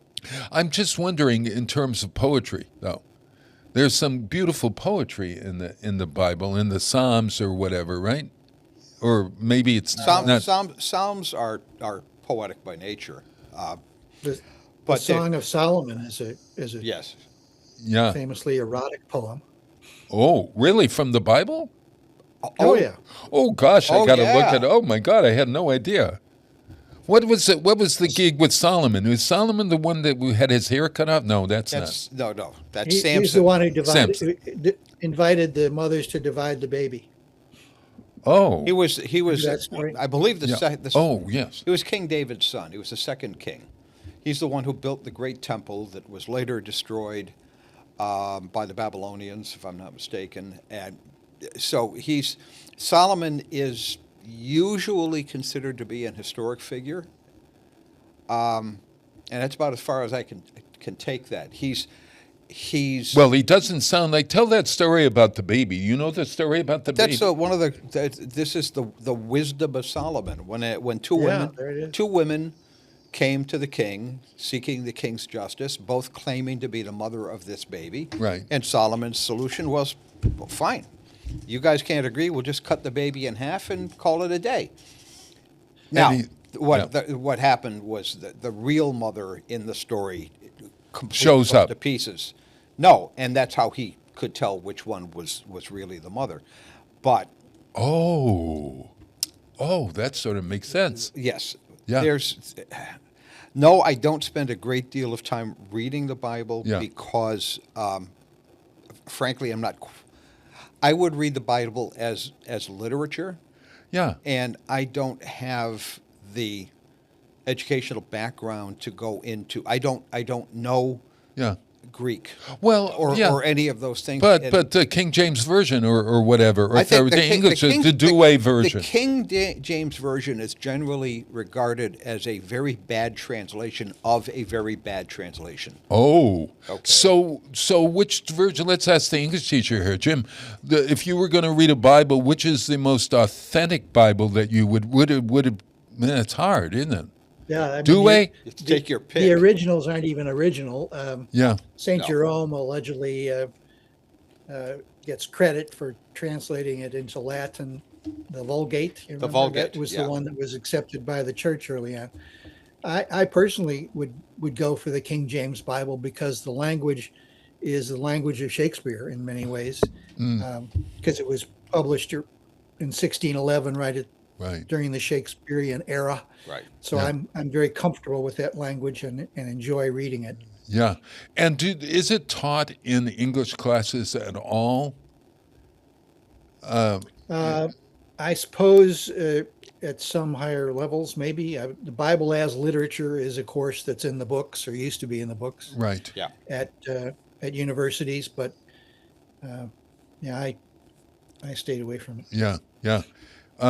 When I would love to read the Bible from start to finish. I just don't have the time, and Well, it's not. Here's the thing: the Bible It's too long. It's not one book. I know. It's a collection of. I think the Old Testament has 36 or 40 something books. Yeah. The New Testament has, the four Gospels, but then, there's Paul's letters and there's Acts and, there's Yeah. a whole bunch of stuff.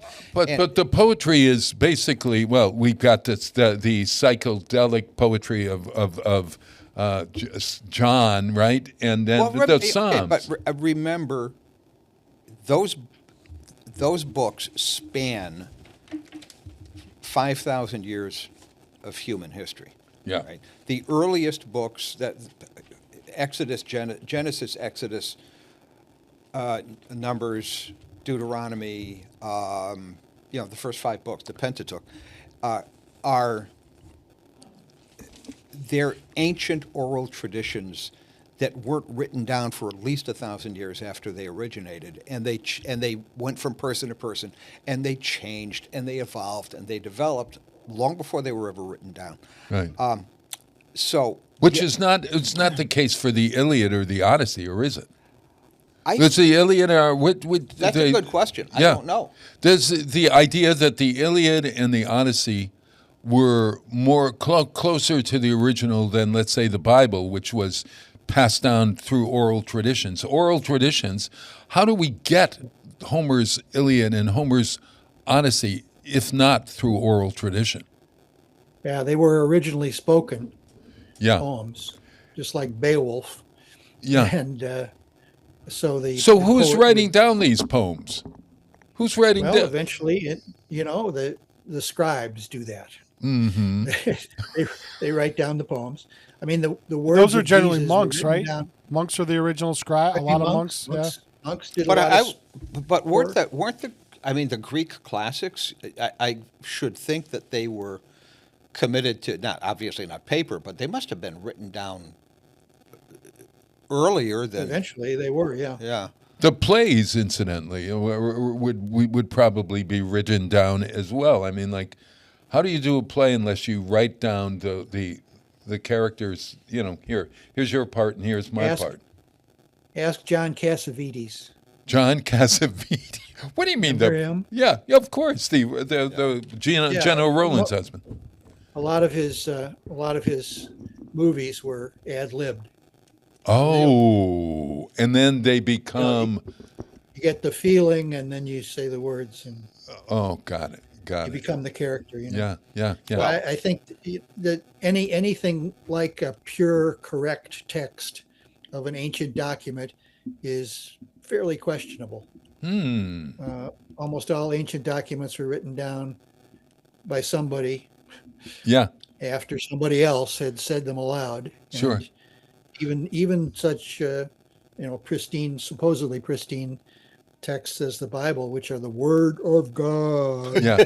Yeah. are actually a patchwork a patchwork of many voices over many centuries, and And we you know, know, that's why in 1611 King James said, we ought to really have an authoritative book, one that everybody can agree on. Sure. So I'll get a bunch of bishops to come together, Lancelot Andrews and others, to put this down, and we'll all agree to it, okay? And then, thanks to the yeah. printing press, they were able to kind of fix the King James as the version The for versions, yeah. a long time. But it's imposed by the king on the bishops on the Sure. world. but what's important, and people don't realize this, a lot of folks don't realize this, is the King James Version was not translated from original text. It was translated from a previous English text. Yeah. Or a bunch of previous Sure, English sure, text. sure. And the guy who wrote the English, No, go ahead, Sorry. Jim. the guy who wrote the first English text was burned at the stake for doing it. Who was that? I think it was John Tyndall, wasn't it? Oh, interesting. One of the early English Bibles, because it was considered to be blasphemy Yeah. to change the Latin text into English. Oh, gosh. But the Latin was I mean, a translation from From the Greek. From Greek and Aramaic. Yeah, and Hebrew. Aramaic. Yeah. yeah. So crazy. or probably a lot of Coptic, yeah. because it's this. They translated it, and then they translated the translation, and then they translated the translation of the translation, so on and so forth, down through the centuries. But if you pick up, even in this century, King James Version, everybody loves the King James Version because of the these and the thous and the kind of language. The D's and the The does. these and the dos. No, that's the Chicago version. Oh. The Roman Catholic Church, as you know, when it decided to, it had the, Oh, look at you. There you sorry, the church had the Douay version, Yeah.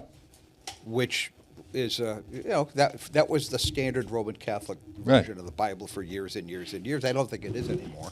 Yeah. Go pick up a Jehovah's Witnesses Bible. Oh, that would be interesting. Yeah. Oh, Or it's because they wrote it, and this is another one. I can't remember the gentleman who founded that church, but Yeah. he couldn't read Latin, and he couldn't read Greek, and he couldn't read Hebrew. So he used his memory in order to do the Bible. No. He took an earlier English version of the Bible and retranslated it so it said what he wanted it to. Oh my gosh! Holy Mother of God! Hey, we want to come back and talk a little bit about what's happening in America. Always good to talk to my two friends. You know, James or Charles. George, that guy. your blog is on Substack. It's known as Grumpy Old. It's Grumpy Old Liberal. or My Substack column is called "The Old White Liberal." the Old White Liberal. But just look for my name. Look for George Delisle on Substack. But Delisle is hard to spell. George, Jim, spell Delisle for me, please. Go ahead. Try. Delisle. Score. Oh, there we are. See? Yeah, It's there not we that are. hard. Oh, no. Even an English professor can do it. All right, but George Delisle. That's what it looks like. Yeah, George Delisle. I get Delisle, I get Delisley, Yeah. I get So, Jim, do you have a blog at all that you write or anything? Oh, No, you I ought to do that. I do. I should. Yes, I know. That would be wonderful. I don't have the discipline to publish things and write things. I and so on. gotcha. I scribble comments and I forward things and I like things and you know how Yeah. media allows us to. I often restack the Old White Liberal because I like the way George writes and Oh, Oh, listen, thank you you. got Most you of get them. yeah. I'm gonna play. We'll come back on. This is Nina Simone's Backlash, which really has a lot to do with today. Backlash. written originally by Langston Hughes. No, you're kidding me. The poet Langston Hughes. wrote Oh, I He had wrote no. the poem. He handed the poem to her, and she put it into music. Oh, it's so good. Wow. Backlash. Mr. Backlash, Yeah. who do you think I am? Yes. Hey, Mr. Backlash, who do you think I am? Here we go. Okay.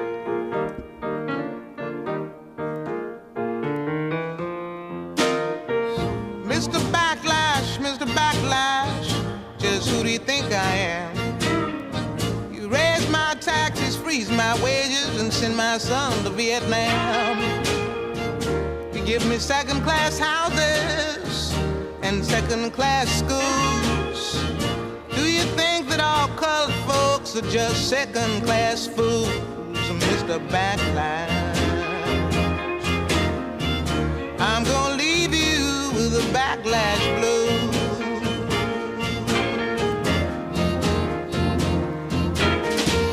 When I try to find a job to earn a little cash, all you got to offer is your mean old white backlash. But the world is big, big and bright and round, and it's full of folks like me who are black, yellow, beige, and brown, Mr. Backlash. I'm gonna leave you with a backlash blue.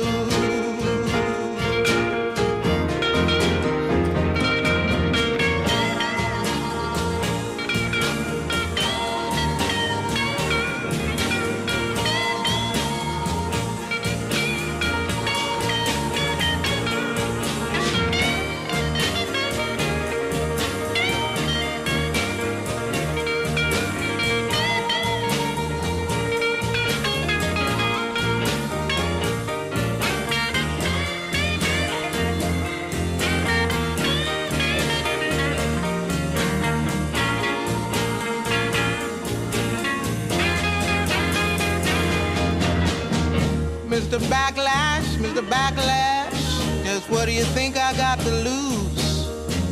I'm gonna leave you with the backlash blues. You're the one who'll have the blues, not me.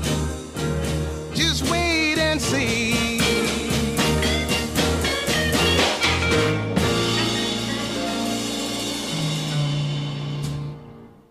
Support for the community programming provided by the Dunkin' Donuts shops of Westfield and the Sardinia family. It's nice to know that even as the world changes, Dunkin' Coffee remains the same at 7 convenient locations throughout Westfield. Listen to me, Michael Buster McMahon, Mondays 8 to 10 a.m. to learn the stories behind your favorite songs.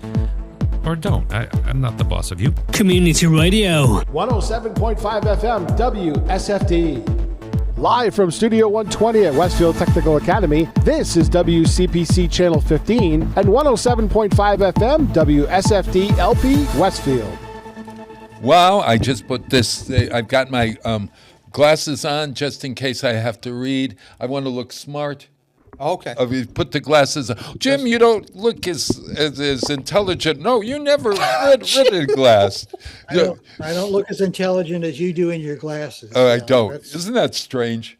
You never wore glasses. I don't ever remember you with glasses. Do you? Okay, well, I've worn glasses for about 50 years, Bob. 50 years. And yes. And Oh, look. Now, I wear them for distance. I are smart, I wear them too. for distance and for reading. Do you have them right there? Maybe I need to see you in No, I glasses. don't, because I didn't think I'd need them to be a TV star. I just, Oh, yeah. Okay, gotcha. my voice is enough, right? Yeah. Oh, your voice is perfect. Oh, yeah. Yeah, and your look is great too. As a matter Oh, of fact. thanks. Yeah, I love the look. The illusion is perfect. Yeah, perfect. Hey, Oh. what's your gripe this week? You got any gripes after hearing backlash? What's your backlash?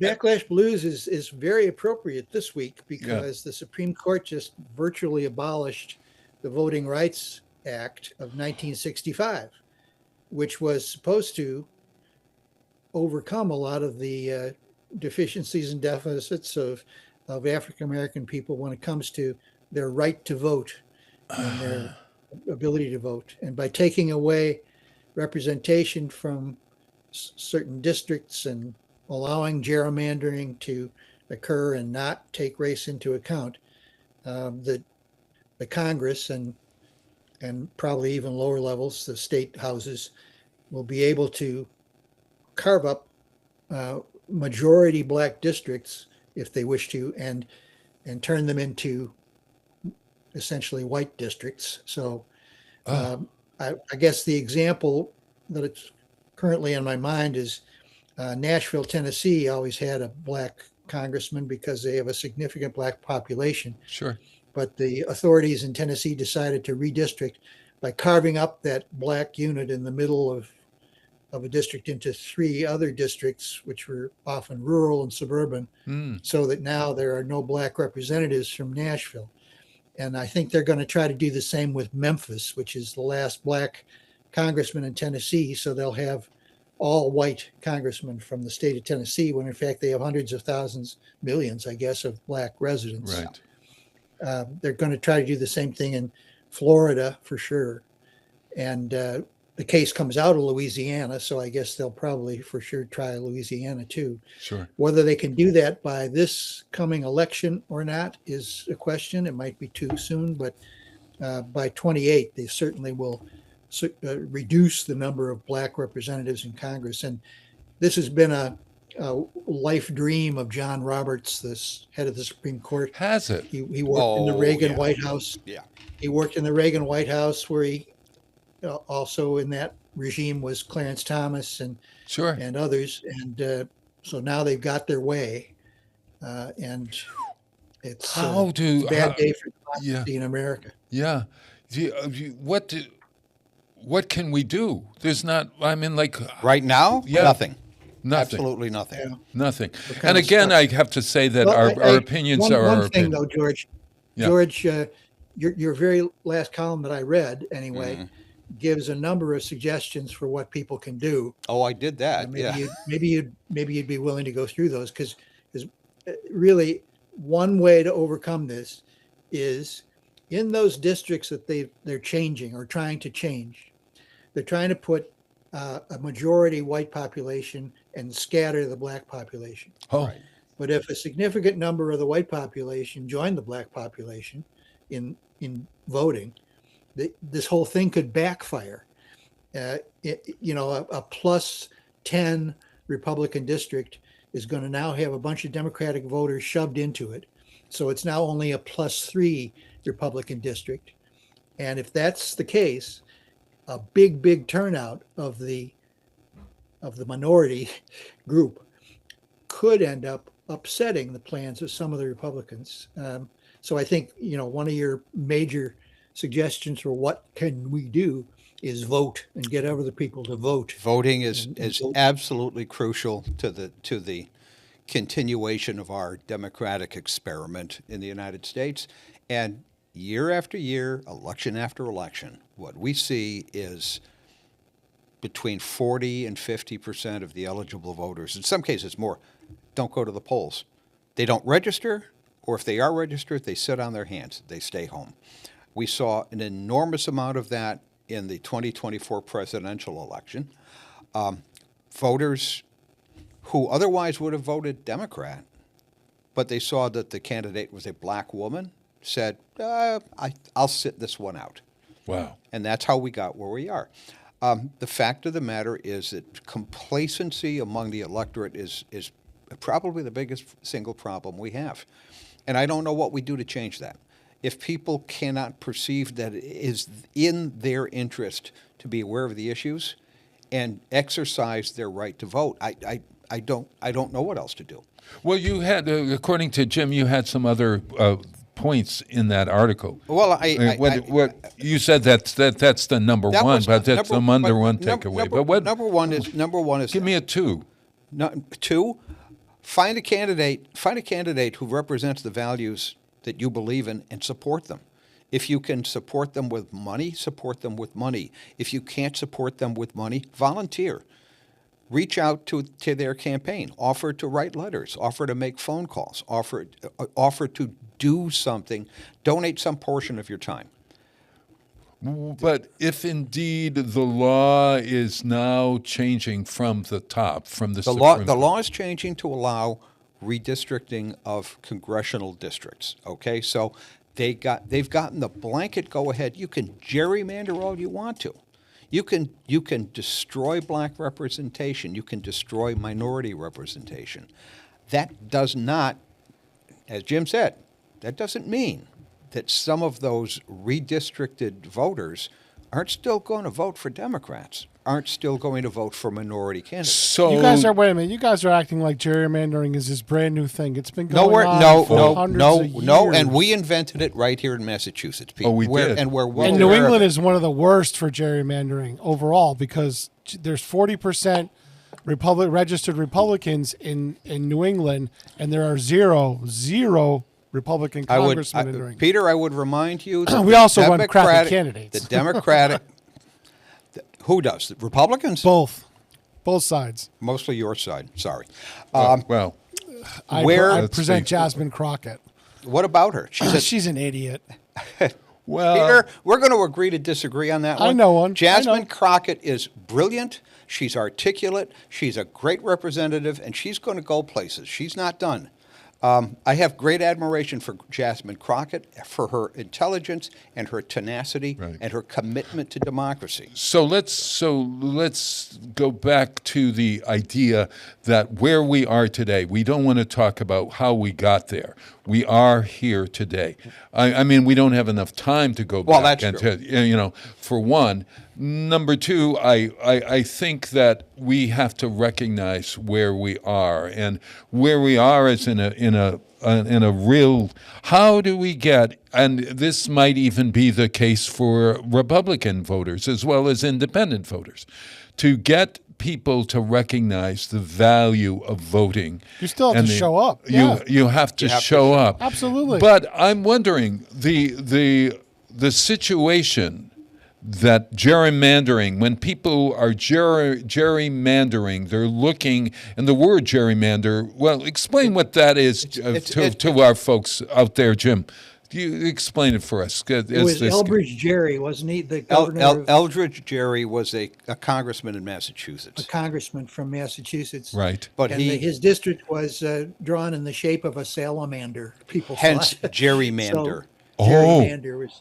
Really? Changed his district to make sure to give him a voting advantage, give him an electoral advantage. Wow. I make no, I'm not apologizing. I should be apologizing. Massachusetts literally invented gerrymandering. Now, I believe Eldridge Gerry was a Democratic congressman, but this is before the party switched roles. Uh-huh. All right, this is the old days. Yeah, the old Democratic When the Party. Republicans were the anti-slavery abolitionist party, and the Right. Democrats were allied with the Southern slaveholders. Yeah. So this goes back to that era. Right.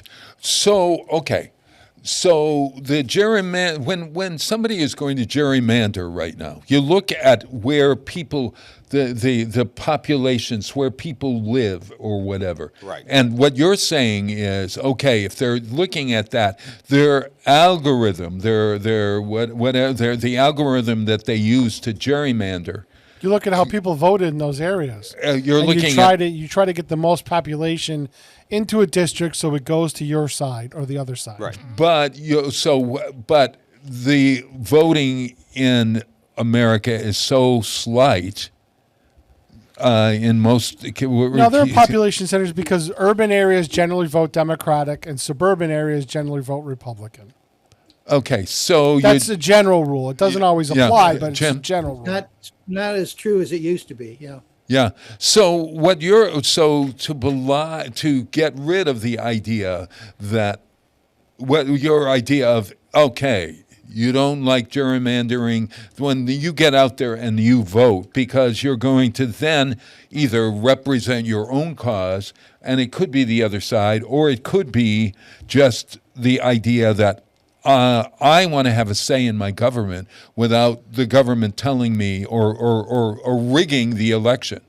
And is that, am I getting it right in terms of the idea? You've got the general idea of what I'm usually talking about. It's been said, I didn't come up with this concept. It's been said by a lot of commentators. It's been the Republican Party's goal over the last 50 or 60 years. Right. Republicans don't like it when voters choose the candidates. They like candidates to be able to choose their voters. And that's what gerrymandering accomplishes. When Republicans have control of a state legislature, one of the first things they inevitably do is start redrawing districts to dilute the power of minority voters, to pretty much cut out to group all the Democrats into like one district. Right. And well, it almost seems then, guys, that Mass has been doing it on a state level because they're trying to get rid of the Westfield. Traditionally has had a Republican state representative, and Westfield generally used to be the town population was enough to make it a state representative district, and they gerrymandered the state representative map. So now one ward of Westfield now went to another representative. So that happens even down to the state legislature level. Sure. So what I wonder then is, is there a way that the government can eliminate this? Absolutely. And both sides. So that gerrymandering, how do you eliminate that? The Democrats in Congress passed the Lewis voting rights. Trying to remember the exact name of the legislation. Right. Essentially, it was a federal legislation that would have eliminated gerrymandering by everyone on both sides. Yes. It would have required that congressional districts be drawn by nonpartisan or bipartisan commissions. Take it out of the hands of the legislatures, out of the hands of the professional politicians, and have the districts allocated fairly in a uniform way to eliminate the gerrymandering problem. Let's say that went positively nowhere in a Republican-controlled Senate. Yeah. And that was the end of that. Okay. So then our future is in our hands. Our future is in the hands of regardless of what you feel the future is, you need to... I think... Well, but wait a minute. Even a state that has an independent commission like California decided just to throw that out because they wanted to gerrymander for this election. Because... it's because they had a law in place and they tossed it. And when it didn't suit Peter, their it's a temporary. No, when it no, didn't suit their purposes, it's a temporary. They threw it out because it was absolutely essential to counter what the president and his cronies were doing in other states. So it is they do this, we do that. Unfortunately, the Democrats over the years have been, the Republicans had done this terrible bad thing, but we can't do that because, we got to keep our hands pure. And now they're saying, you know what, we got to fight this fire with fire. Okay, so I need your help then. Okay. In both of you, all three of you, okay. The idea that we want to build a really solid future for us that is not based... We're voting in America right now, and the parties are. Am I right that they're making their decisions not based on values, but based on party first, winning? They're basing on winning elections. That's winning all it is. Elections. Am That's I right? all it is. And the money that backs them. Jim, what do you think on that? I think we've got a two-pronged problem here. Yeah. I believe that the Democrats have values. I believe the Republicans have values. Yeah, right. They're starkly different right now, especially under the Trump regime, because even former Republicans, the guys who are in the pictures signing the 1965 Voting Rights Act, which is, a gerrymandering issue, but it's separate from the one we were just talking about in California and Texas, are Republicans and Democrats. Everett Dirksen was a senator from Illinois, a Republican senator, and he was one of the sponsors of the Voting Rights Act. Yeah, I remember. Voting Rights Act. You can't find a Republican who will stand for that today because they're afraid of Trump and his ability to punish them in primaries and other ways. So I think the Democratic values and the Republican values are just split widely right now. One side or the other is going to prevail. And I think for the future, for my future anyway, that the Democratic values represent those of the people, and the Republican values represent those of the billionaires. So, and that is, has always been the problem in a sense that we are we are governed according to wealth and not common values. I mean, or power and wealth are so What I just equated. said was at one time that parties had individuals within the parties had common values. Yeah. And how do you that has been destroyed in the Trump era? What, and deliberately so. It's anyone who doesn't see the mission of the Republican Party in the same terms as Trump does has been literally driven out of the party. The Liz Cheneys, Right. and anyone who doesn't see it Trump's way has been he primaries them, and they're out the door. Yeah, yeah, wild. What can we do? You say right now we don't have an election. Right, we have an election in. You have an fall. election coming up in less than 6 months. 6 months. So now is the time to get out there and to choose. Pay attention to who's running. Right. We're going to have a Democratic primary here in the first district. Yeah. Richie Neal's got an opponent. A candidate. Yeah. Richie Neal, everyone, is the long time. My friend of 35, 40 years. 40 years was the mayor of Springfield. Is now a head of Ways and Means, I think. No, And he's probably the ranking member at Ways and Means. He member. He was the chairman before Democrats lost in the government, and you see him all the time. He came from Springfield. Yeah, right. But Richie has an opponent who I think is from East Hampton. Yeah. And when you meet young guy. but what I'm saying, look, I'm not telling anybody who to vote for. Right. I'm saying pay attention. And his opponent this time is really slick.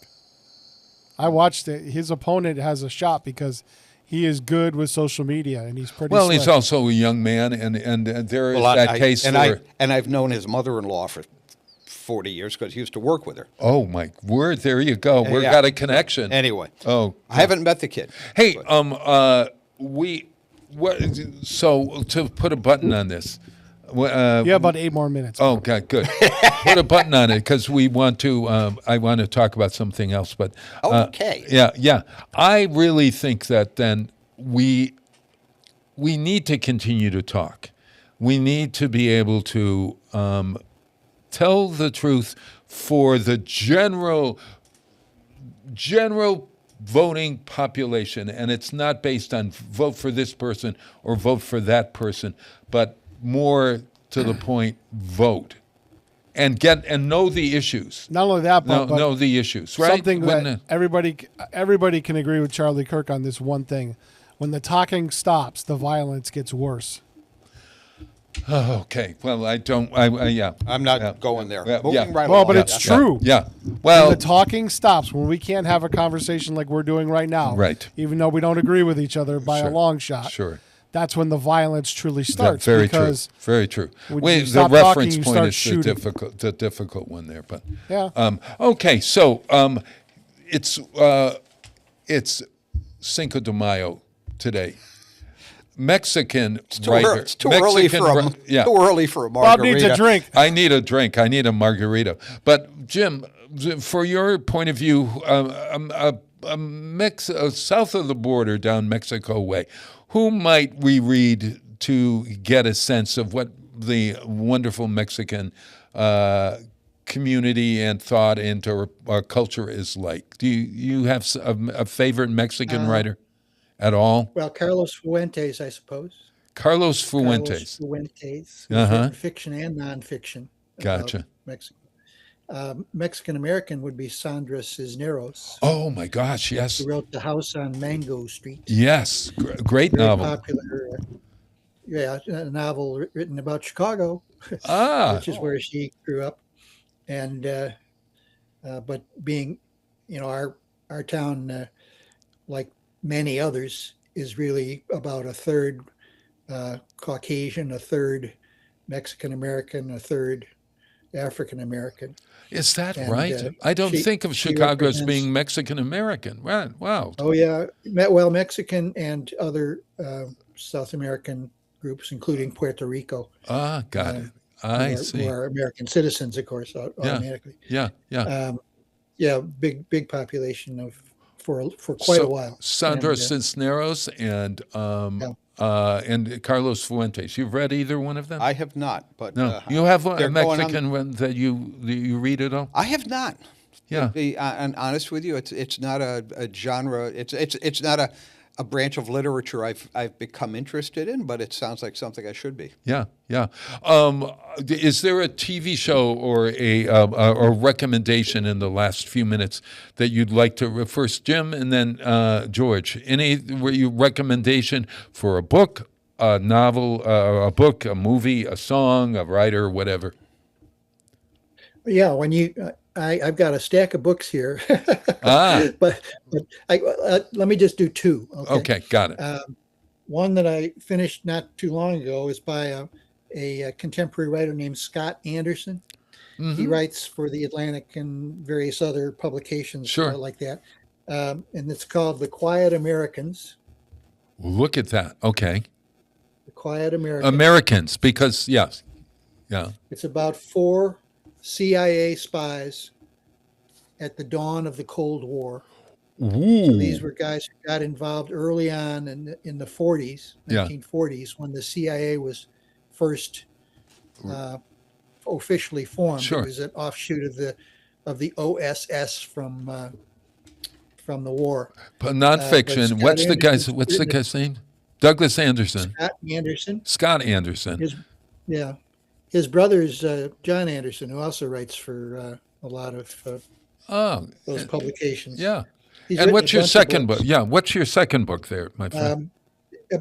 One point about Quiet Americans, though. Yeah. You can see by reading this why a lot of our old Cold War problems from the Eisenhower administration have played out through our lives in things like the Vietnam War, the Iran War, and so on. All of it began back here. Wild. And what you got? Second one. Yeah. I just got a gift. I just started it, but it's called. You Ivo. see that? I don't know. Ivo Andrić. What is Ivo that? Andrić, a Yugoslavian Nobel Prize winner, who I have to admit I'd never heard of until my Serbian student gifted me this book. It's called The Bridge on the Drina. Wild novel. The Drina River rose through Yugoslavia, or Bosnia in particular. And the gist of the story is it covers 400 years. The main character is the bridge. I love it. All the people who live and have events occur. It involves everything from the Turkish Empire to the beginning of World War I. Wild. So Wild. I've just started it, and then it's beautifully written. Yeah. So I love it. I love it. I'm going to get that for James. He's going to love that. What do you got? Just started reading Bart Ehrman's latest book. It's called Love Thy Stranger. Love Thy Stranger. And it's an examination of the, and I just started this thing, Right. but it's an examination of the effect on Christianity on the concept that we're supposed to be good to each other. I love it. Regardless of whether we are part of a peer group or a kinship group or a tribe. Yeah. Ehrman makes the argument that prior to Jesus, you were supposed to love your neighbor, but your neighbor was your fellow Jew, Yeah. not the tribe down the street, Got it. not those other guys. It's only Wow. your Who's the author again? Bart Ehrman, Ehrman. Ehrman. Bart has a phenomenal YouTube podcast called Misquoting Jesus. Oh my gosh. Based on one of his, the title's from one of his earlier books. Misquoting Jesus. I love it. He's a prolific author and a just recently retired professor of early New Testament studies at the University of North Carolina. Wonderful, wonderful. Hey, everyone, I love having you both guys on. It raises the stature of my show immensely to have two really good thinkers on the show. And George and Jim, if we were together, we would be having a dinner all the time because I love our talks. Jim, please give my love to Mary. We both of us are sending our health hugs out to Jay Bowes, who is often on. Jay had an operation this week, I think, right? And we're hoping that all went well. And George, my love to Gina and the Kiwanis Club. You can go to Westfield Kiwanis. Please go to westfieldkiwanis.org. Yeah. westfieldkiwanis.org. Stuff about membership, stuff about what our club is doing this week. Right. We try your to update bike your bike helmet stuff is important. That's not up there yet. Oh God. I'll be doing that. Okay. And go to Westfield on weekends for all the great events. Articulture is this weekend. We'll be at Articulture. Also go down to Westfield's Center, the WOW Center, to see the wonderful exhibit Magic in the Garden. And every Sunday, incidentally, Don Blanton, our artist-in-residence, sculpts and paints, and he's always a great person to talk to. So listen, I'll see you next time. Oh, we got to celebrate. I'm going to celebrate with Linda Ronstadt. We'll celebrate her. This is a song from her past. It's a Mexican mariachi song. So, and I think it's like mariachi, yeah. Mariachi, other mariachi. No, that's like a maharishi. No, we're back to Chicago. All right, so this is Linda Ronstadt. Happy Cinco de Mayo, everyone, and have a taco and a margarita for all of us here at Wow, It's Tuesday. See you. Thanks, Peter.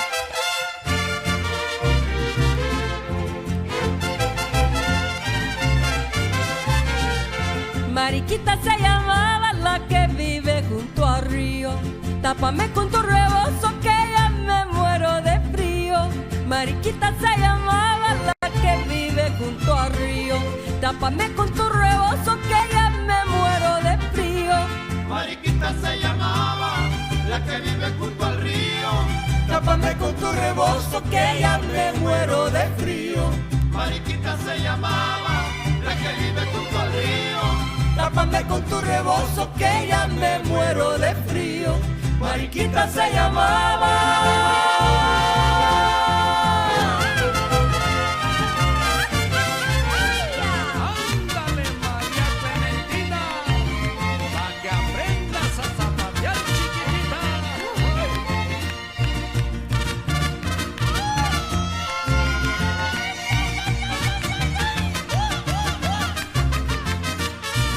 Porque me la llevé, su mamá se me enojó.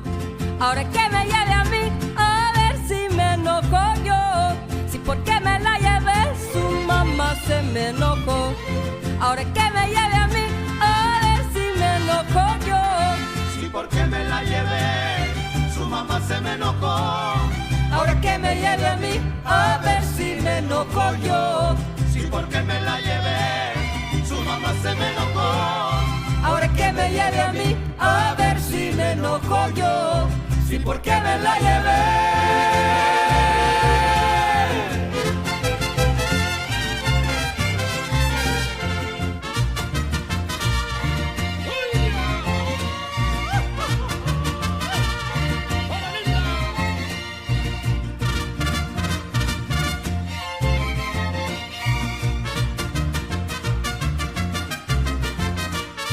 Mariquita, dame un beso, tu mamá me lo mandó. Mi mamá mandar en mí, pero en mi boquita yo. Mariquita, dame un beso, tu mamá me lo mandó. Mi mamá mandar en mí, pero en mi boquita yo. Mariquita, dame un beso, tu mamá me lo mandó. Mi mamá mandar en mí, pero en mi boquita yo. Mariquita, dame un beso, tu mamá me lo mandó. Mi mamá mandar en mí, pero en mi boquita yo. Mariquita, dame un beso.